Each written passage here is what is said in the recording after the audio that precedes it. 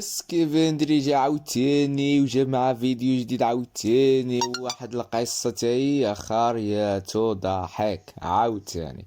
صاحبنا خطف طيارة اي طيار وجابولي العاقة من الفوق وباش بالزعما صافي سلاهم لهم ديال بصح ما قدروش اي شدوه. اخونا دار العالم في التالي مشى طار ما اختفى بنادم ما بقاش كيبان بنادم هكا تقول الارض سلطاتو. المهم خليكم مع القصه الجديده ديال دان كوبر. واحد العشية نهار 24 نوفمبر عام 1971 واحد خونا سيدي دخل المطار ديال بورتلاند وهز مع واحد الصاك. اسيدي هاد خونا مشى يقطع التيكي ديال الرحلة وفاش مشى يشري داك التيكي عطاهم لاكارت ناسيونال مزورة وبالسمية ديال دان كوبر.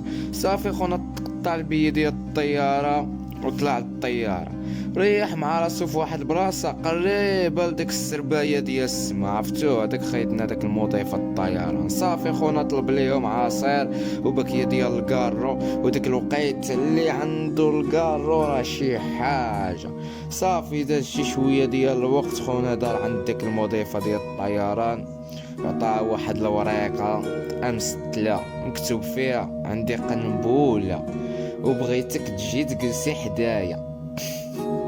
صافي هذا ما كان ما عزيزش على خونا يهضر بزاف عطاه جملة تبدل العالم داك الجملة. صافي خيطنا تنكرات مشات تجلس حداه باش تأكد واش هو كيهضر بصح ولا بالعاني وطرق عليه. ايوا فاش ريحات حداه هو يحلصك بكل رجولة وبكل برودة. خيطنا شافت ديك القنبولة عرفت هاد السيد ما كيلعبش. صافي هنا قال ليها الطلبات ديالو مع خونا ما عزيزش عليه الهضره بزاف. قال ليها شوف يا بنت الناس غنطلبك واحد 4 ديال الطلبات تمشي توصليهم. الاولى 200,000 دولار. الثانيه وقبل بعد 200,000 دولار ديك الوقيته راه ماشي هاد الوقيته هادي فهمني راه اللي كان عنده الكارو ديك الوقيته راه شي حاجه. عطيوني عقلكم. الثانيه من هنا للخمسة د العشيه تكون حاضره. بغيت جوج ديال الباراشيتات جوج ديال الدار وجوج ديال القدام. الثالثه كاميون يكون موجد المازوت ديال الطياره. المهم قلت المازوت فهمتوني راكم عارفين باش نوضحوا العبارات. الرابعه اي غلط اوقع هاد المفرقعات اللي عندي غادي تشوفيهم علياش قادين. خونا ما كيلعبش والمشكله هادشي كامل وتا واحد من اللي راكبين معاه في داك الطياره ما مسوق لوالو ما في خبارو جدا شنو اللي واقع. وخونا تا هو جالس بحال اللي ما واقع والو.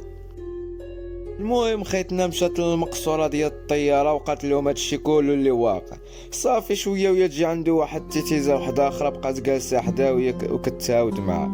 المهم الرحله وصلت للوجهه ديالها وبقات كدور في بلاصتها على ما يوجدوا ليه داكشي اللي طلب. والطياره بقات كدور لمده ديال ساعه ونص من فوق المطار ديال سياتل. وصلت سيدي 45 دقيقة وأخيرا الطيارة هبطت للمطار. واحد شوية ويا تجي واحد الطوموبيل اللي فيها السيد اللي جايب داك الشي اللي طلب. داك خونا جايب له داك الشي في الصاك مشات ديك السربايه ديال السما تجيب ليه داك الشي. والمقابل ديال هادشي كله انه هو يطلق الناس اللي كاينين تما.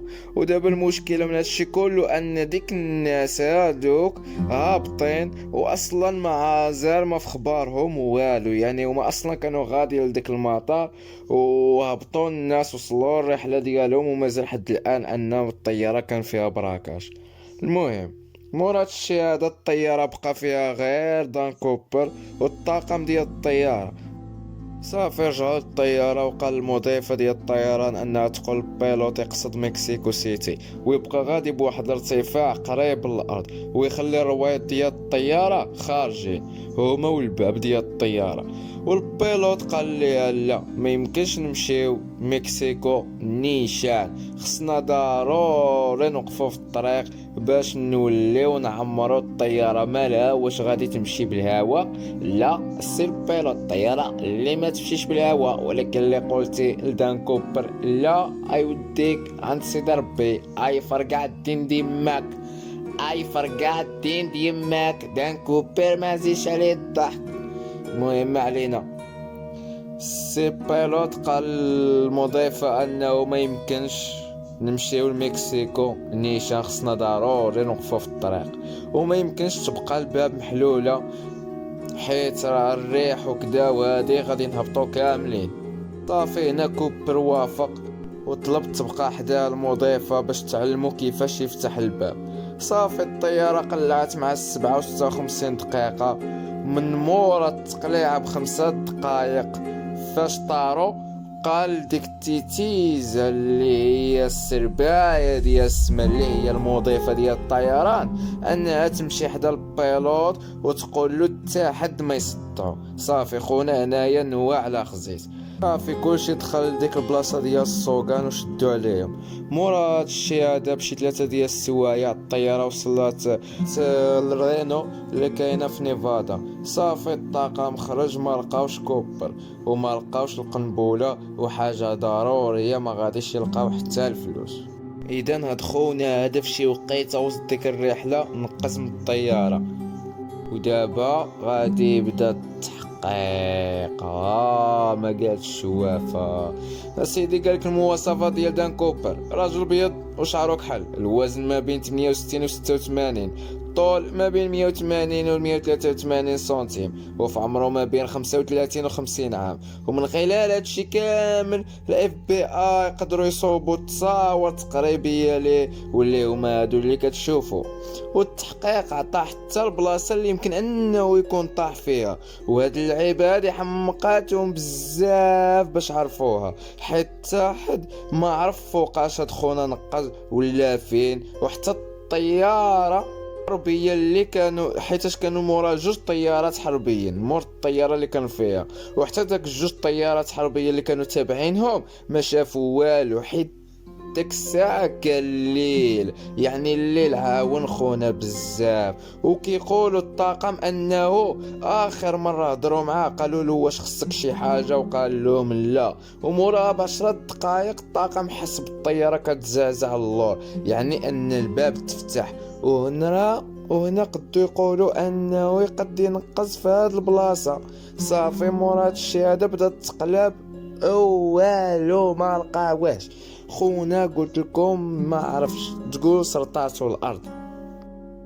وصافي هنايا الاف بي اي قبل ما يعطيو لخونا الفلوس داروا واحد اللعيبه، كانوا قيدوا الارقام ديال داك الفلوس اللي عطاوه كلها باش اللي بان شي وحده يعرفوه فين كاين. صافي الاف بي اي فرقوا هاد الارقام في الصحف والتلفازات وكل شيء، وعطاو واحد المبلغ مالي ديال الفلوس اللي يقدر يلقى غير ورقم داك الفلوس اللي كانوا عطاو لدان كوبر، ولكن والو حتى واحد ما لقى حتى شي حاجه. صافي دازت الايام ودازت واحد عليا 9 سنين. واحد خونا كان ساكن قريب لديك بلاصه اللي كانوا في الاول كيقلبوا على دان كوبر فيها، وهو لقى 3 ديال الخناشي ديال من داك الفلوس اللي كان عطاوها الاف بي اي، وقال لك سيدي كنلقى ما بين داك خونا كنلقى ما بين 5880 دولار. صافي السيد هز داك الخناشي مشى نيشان عطاهم لبا وامو وداوهم الاف بي اي، وملي قارنوهم لقاوهم بصح ديك الفلوس اللي عطاو لدان كوبر. وهنا عاوتاني بداو يقلبوا على السيد ازيرو. ناضت الروينه ولكن ما لقاو والو، لا هو لا الكمالة ديال الفلوس. صافي التحقيق بقى محلول حتى العام 2016، وهنا الاف بي اي اعترفت انها ما تقدرش تحل هاد القضية وسداتها في خطرة، حد الان القضيه مازال مسدوده وتا حد مازال ما عرفو. خونا مقود ما عرفوهش، واش مات واش حي واش الفلوس طبها واش مازال. كنقول لكم خونا ما بقاش بالو الاثار حتى اليوم هذا. المهم خونا خورهم من التالي، وكما كتعرفوا هذه هي القصه ديالنا، ونتمنى تعجبكم، ونتمنى ما تجيم وابوني، واللي عجبته القصه يقولها لي في كومونتير، واللي عنده شي قصه جديده يهبط للديسكريبسيون يدخل لاباج فيسبوك ويكتب لي قصه وانا نعاودها بالطريقه ديالي. وبيس ليكم.